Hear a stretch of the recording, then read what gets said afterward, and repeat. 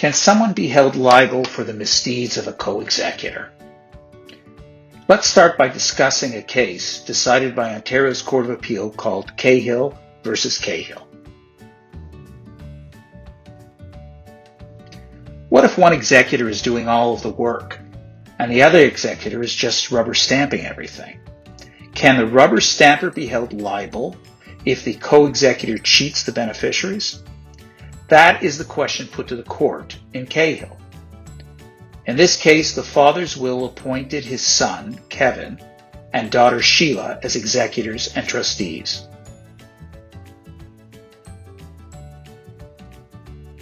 The will provided that Kevin and Sheila should set $100,000 aside in trust for their brother Patrick, with the balance of the residue to go to the grandchildren. Kevin said he would take care of everything, but Kevin did not set up the trust. Kevin stole the money and he disappeared. His co-executor Sheila did nothing about it, and she didn't receive any of the money.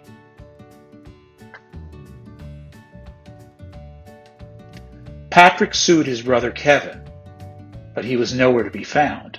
Patrick also sued his sister Sheila, claiming she was a co-executor and therefore was equally responsible. Sheila's defense was that it was Kevin who did the bad stuff. It was Kevin who had the sole discretion, and it was only Kevin's fault. So she should not have to pay. Kevin should have to pay.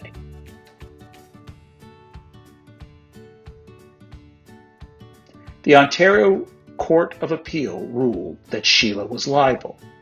They quoted from Donovan Waters' book, Waters' Law of Trusts in Canada. Let me refer you to the quote. A trustee is not entitled to shrug off the wrongful actions of a co-trustee on the basis that he knew nothing of what the other was doing. As a fiduciary, he is responsible for all acts of trusteeship, and he therefore carries a several as well as joint liability for all that is done in the name of the trust or through the exercise of the office of trustee. So what are the takeaways from this case? 1. Trustees have an obligation to supervise each other. 2. A passive executor may be equally responsible and liable for a breach of trust by a co-executor. 3. A person whose co-executor acts inappropriately should immediately contact a competent lawyer and explore options to protect the beneficiaries and to insulate themselves from liability. 4.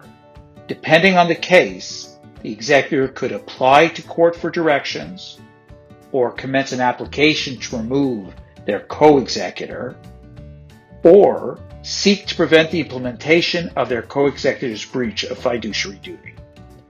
Finally, it would be a mistake to substitute this 3-minute case review for substantive legal advice.